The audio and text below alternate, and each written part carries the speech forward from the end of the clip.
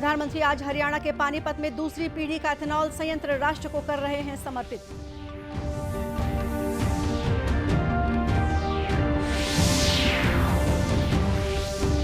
प्रदेश के कई जगहों पर पिछले 2 दिनों से हो रही बारिश के कारण जनजीवन हुआ प्रभावित।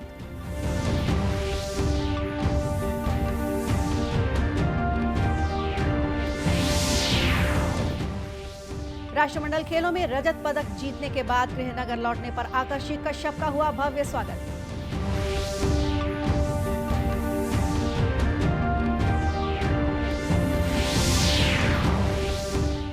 और रक्षाबंधन के पहले बाजारों की रौनक बढ़ी, राखी, मिठाई और उपहारों से सजा हुआ है बाजार।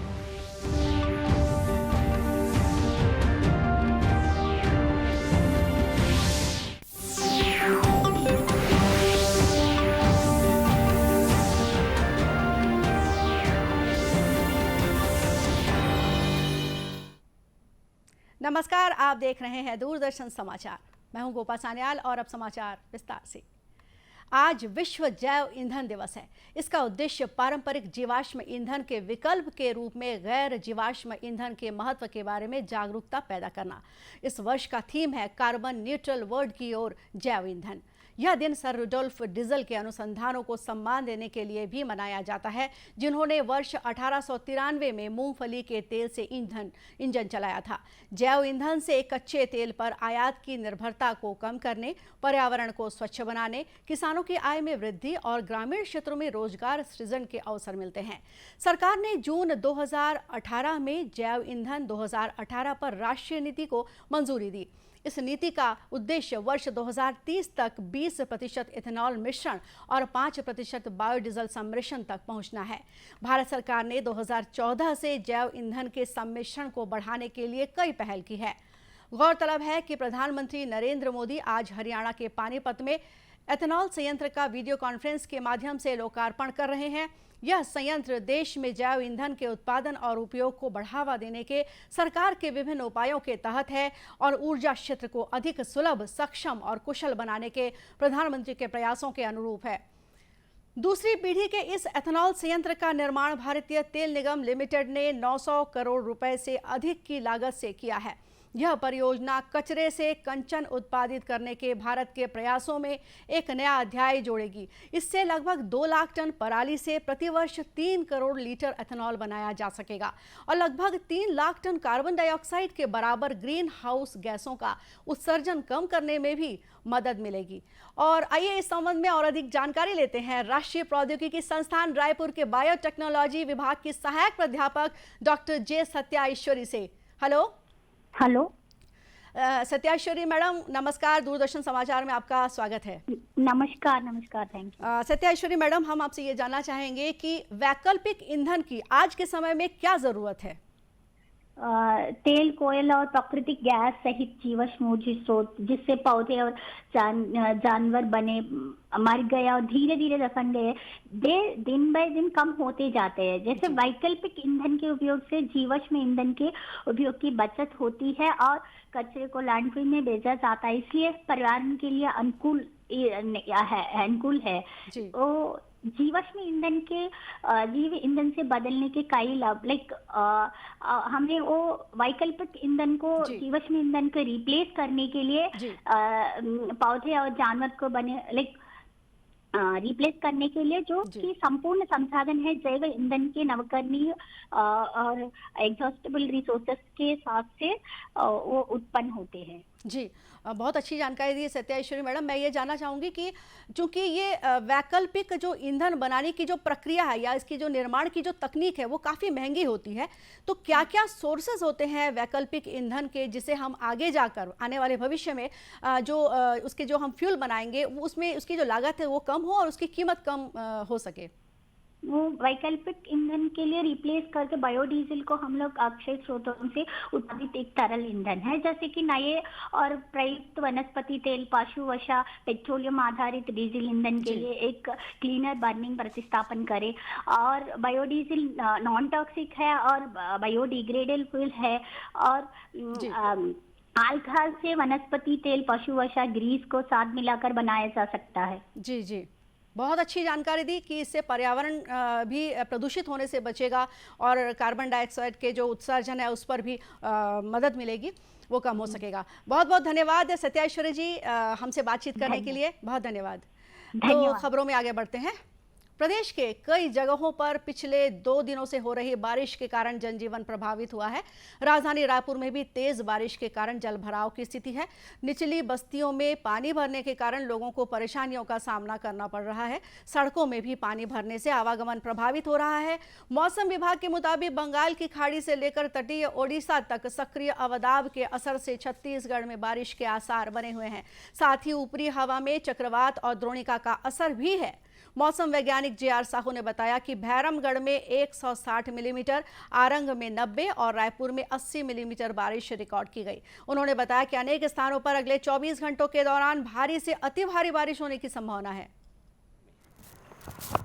भारी बारिश दर्ज की गई है और 52 जैसे जगह हैं वहाँ पर भारी वर्षा दर्ज की गई है और 10 जगहों पर भारी से अति भारी वर्षा दर्ज की गई है। अर्थात छत्तीसगढ़ में सरगुजा संभाग को छोड़ दें तो अधिकांश हिस्सों पर भारी वर्षा देखने को मिला है जो दर्ज हुआ है उसके हिसाब से, और आने वाले समय में जो है इसकी इंटेंसिटी अभी कम हो जाएगी और ये 14 तारीख को फिर एक सिस्टम बनेगा, उससे फिर आने वाले समय में बारिश देखने को मिलेगा। इस बीच बस्तर जिले में भी पिछले 3 दिनों से हो रही भारी वर्षा के कारण नदी नाले उफान पर हैं। शहर में भी जलभराव की स्थिति है। जिला प्रशासन ने इस स्थिति के मद्देनजर आज स्थानीय अवकाश घोषित किया है।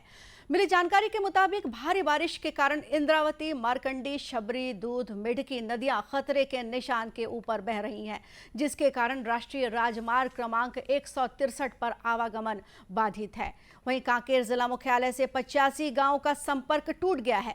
उधर राजनांदगांव जिले में भी पानी भरने के कारण लोगों को दिक्कतों का सामना करना पड़ रहा है। यहां जिला अस्पताल में भी पानी भर गया है, जिससे मरीज और उनके परिजन परेशान हो रहे हैं। यहाँ पर और ये डिस्चार्ज हो गया है, अभी पानी एकदम बाढ़ जैसा आ गया है, निकलने के लिए मुश्किल है और मरीज का तो और हालत ख़राब हो जाएगा ये पानी का नाम लेकर। और बाल बच्चे वगैरह पकड़ के हम आए हैं, भारी दिक्कत का सामना करना पड़ रहा है सर। पानी भर चुकी है, मरीज मेरी तकलीफ हो रही है और उससे ज़्यादा तबीयत ख़राब हो रही है। मरीजों को परेशानी जा रही है हम लोग को आने जाने में अस्पताल में। देश की वार्ड में आन हम ना देश के हो लड़की है वहाँ आए हम और वो पूरा पानी भर गए तो मरीज लोग कैसे करबो नहीं, यहाँ कोई देखैया आते कोई सुनैया आते। जलाशयों में जलस्तर बढ़ने के कारण लगभग 62,000 क्यूसेक पानी शिवनाथ नदी में छोड़ा गया है। आजादी की 75वीं वर्षगांठ पर कांग्रेस प्रदेश भर में तिरंगा यात्रा निकाल रही है। 90 विधानसभा क्षेत्रों में निकाली जाने वाली यह तिरंगा यात्रा का शुभारंभ कोंडागांव से हुआ। यह तिरंगा यात्रा 15 अगस्त तक चलेगी। इसका समापन रायपुर में होगा। मंत्रिमंडल के सभी सदस्य और कांग्रेस के जनप्रतिनिधियों ने अपने अपने क्षेत्र में यात्रा की शुरुआत की। प्रदेश के स्वास्थ्य मंत्री और अंबिकापुर के विधायक TS सिंहदेव ने भी अपने क्षेत्र में देवगढ़ स्थित गौरी शंकर मंदिर में विधिवत पूजा अर्चना कर यात्रा की शुरुआत की। इस दौरान श्री सिंहदेव ने बताया कि देश की आज़ादी के 75 वर्ष पूरे होने के उपलक्ष्य में कांग्रेस पार्टी ने निर्णय लिया है कि 9 तारीख से 15 तारीख तक प्रदेश के सभी विधानसभा में पदयात्रा निकाली जाएगी। इस यात्रा में 75 किलोमीटर पैदल चलकर कांग्रेस का संदेश जनता को दिया जाएगा। वहीं उन्होंने बताया कि आगामी 7 सितंबर को कन्याकुमारी से कश्मीर तक लगभग 150 दिन की 3,500 किलोमीटर की पदयात्रा निकाली जाएगी। कांग्रेस पार्टी ने ये निर्णय किया कि 9 तारीख से 14 तारीख बल्कि 15 तारीख भी रखा है, सभी विधानसभाओं में छत्तीसगढ़ में पदयात्रा निकलेगी और कांग्रेस का संदेश लेके हमारे साथी सभी विधानसभाओं में कम से कम 75 किलोमीटर की पदयात्रा इस दरमियान करेंगे। 7 तारीख से कन्याकुमारी से कश्मीर तक लगभग 150 दिन की करीब 3,500 किलोमीटर की पदयात्रा 13 या 14 राज्यों से होती हुई निकलेगी। वहीं गरियाबंद जिले में भी नगर पालिका अध्यक्ष गफ्फार मेमन के नेतृत्व में तिरंगा यात्रा निकाली गई। देशभक्ति गीतों के बीच निकाली गई इस तिरंगा यात्रा का लोगों ने फूलों से स्वागत किया।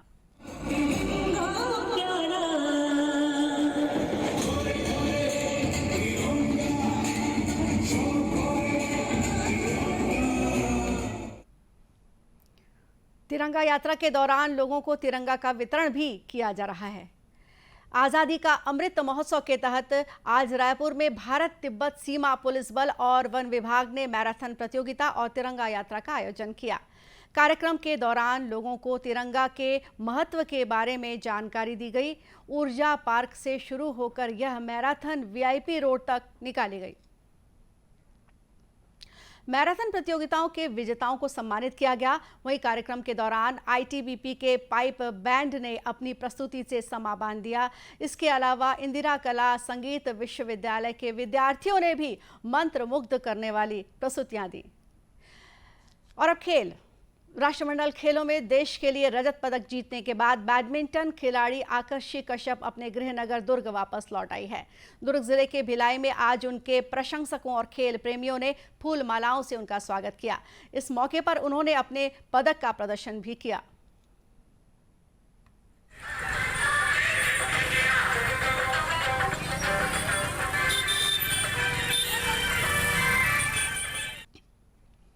आकर्षि ने मीडिया से बातचीत करते हुए कहा कि वे और बेहतर प्रदर्शन के लिए मेहनत करेंगी ताकि स्वर्ण पदक प्राप्त कर सके। बहुत ही प्राउड फीलिंग है और मुझे बहुत ही अच्छा लग रहा है माहौल देखकर कि मेरे दुर्ग भिलाई के वासी लोग, मेरे दुर्ग भिलाई के लोग मेरा इतना मान सम्मान कर रहे हैं। काफ़ी अच्छा लग रहा है और प्राउड फीलिंग है। और आगे अच्छा करने की कोशिश करूँगा। अगला लक्ष्य तो यहाँ पे दुर्ग मतलब छत्तीसगढ़ में होने वाला इंटरनेशनल चैलेंज टूर्नामेंट है और नेशनल गेम्स है जो कि गुजरात में होगा, तो उसमें छत्तीसगढ़ के लिए अच्छा करना है। और अल्टीमेट ओलंपिक में क्या अल्टीमेट गोल है कि 2024 ओलंपिक्स के लिए क्वालिफाई करूं और इंडिया के लिए। गौरतलब है कि राष्ट्रमंडल खेलों में भारत ने कुल 61 पदक जीते हैं, जिनमें 22 स्वर्ण, 16 रजत और 23 कांस्य पदक शामिल हैं। रक्षाबंधन से पहले खरीदारी के कारण बाजारों की रौनक बढ़ गई है। राखी, मिठाइयां और उपहारों से बाजार सजे हुए हैं। पेश है इस पर एक रिपोर्ट। कोरोना महामारी के 2 वर्ष की त्रासदी के बाद इस बार त्योहारों की रौनक फिर लौट आई है। रक्षाबंधन के लिए प्रदेश भर में उत्साह का माहौल देखा जा रहा है। भाइयों की रक्षा के लिए बांधे जाने वाला रक्षा सूत्र यानी राखी विभिन्न आकार, प्रकार और कीमतों में उपलब्ध है। स्व सहायता समूहों की महिलाओं द्वारा बनाई गई राखियां भी आकर्षण का केंद्र बनी हुई हैं। सी मार्ट में इन राखियों के लिए विशेष स्टॉल लगाए गए हैं। रायपुर में भी 3 रुपए से लेकर हजारों रुपए की राखियां दुकानों में सजी हुई हैं। ज्वेलरी शॉप में सोने चांदी से लेकर हीरे की राखियों की मांग बनी हुई है। बाजार में खरीदारी करने आए लोगों का कहना है कि इस बार अच्छी वैरायटी देखने को मिल रही है। कल राखी का त्योहार है तो मैं अपने भाइयों के लिए राखी लेने आई हूँ। यहाँ बहुत अच्छी अच्छी राखियाँ हैं। सब कल अच्छे से मनाना है हमको ये पर्व। रक्षा सूत्र का महत्व बहुत अधिक रहता है भैया। ये एक अटूट बंधन है जो भाई और बहनों के रिश्तों को बहुत ही बंधन बहुत अच्छा रहता है, जो बांध कर रखता है। ये एक विश्वास का प्रतीक है जो भाई और बहन के बंधन को बांधा रखता है। बिलासपुर में भी फैंसी, इको फ्रेंडली और स्व सहायता समूहों द्वारा बनाई गई धान, चावल, गेहूं और गोबर की राखियां उपलब्ध हैं। समूह की महिलाओं द्वारा तैयार की गई राखियों की मांग को देखते हुए प्रशासन ने इनके लिए सी मार्ट में विशेष व्यवस्था की है। जिला प्रशासन सीईओ जयश्री जैन ने बताया कि बिहान योजना के तहत महिलाओं को आर्थिक रूप से मजबूत बनाने अनेक गतिविधियां संचालित की जा रही हैं। राखी निर्माण उन्हीं में से एक है। एसएचजी अलग अलग कामों में लगी हुई है। अभी राखी को देखते हुए राखी का निर्माण भी एसएचजी द्वारा किया जा रहा है और उसको भी हम लोग सी मार्ट के माध्यम से अभी रखे हैं बेचने के लिए। उसका भी अच्छा रिस्पॉन्स है। प्रदेश के अन्य स्थानों में भी सी मार्ट, दुकानों और मॉल में रक्षाबंधन के लिए खरीदारी के कारण काफी भीड़ नजर आ रही। और अब कुछ खबरें जिलों से।